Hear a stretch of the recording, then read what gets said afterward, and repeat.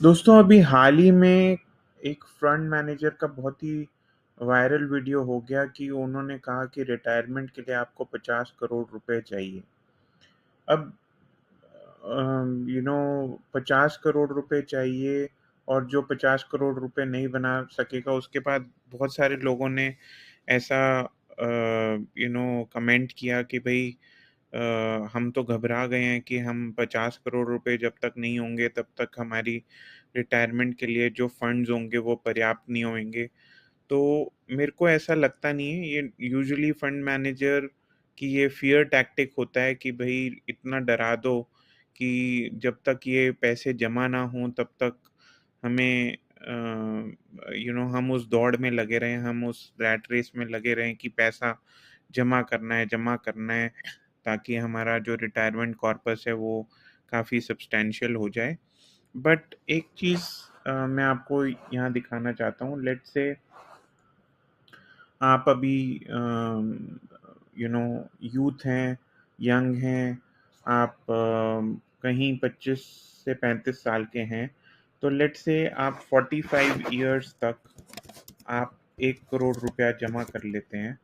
और जो rule of 72 क्या है कि 72 divided by rate of return is equal to number of years it takes to double your money।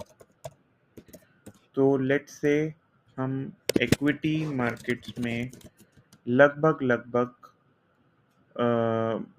With any strategy हम 24% per annum कमाते हैं, जो कि बहुत ही डिसेंट रिटर्न है। और अगर आप 24% के लिए एम नहीं कर रहे हैं फिर तो मतलब इक्विटी में आप पैसा डाल ही क्यों रहे हो।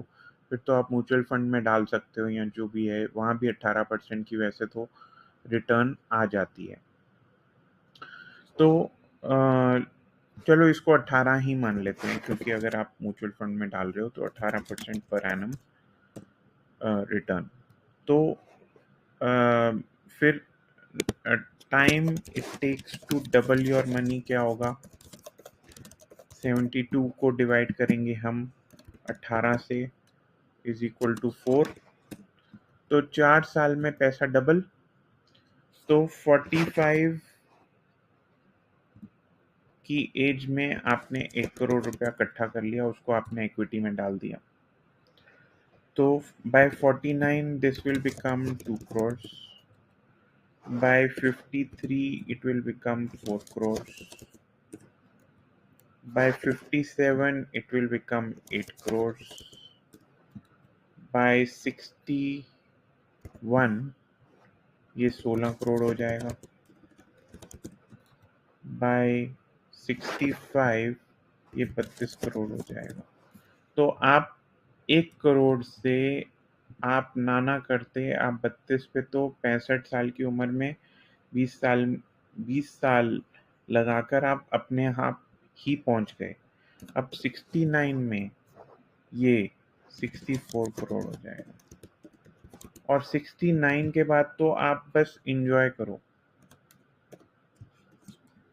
इस पैसे को इंजॉय भी तो करना है।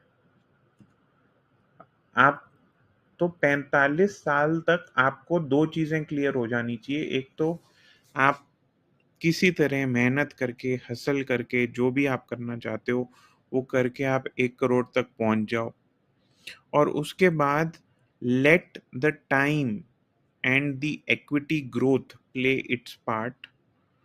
आप खाली उस पैसे पे बैठ जाएंगे तो 69 इयर्स की उम्र में 64 करोड़ रुपया हो गया, राइट।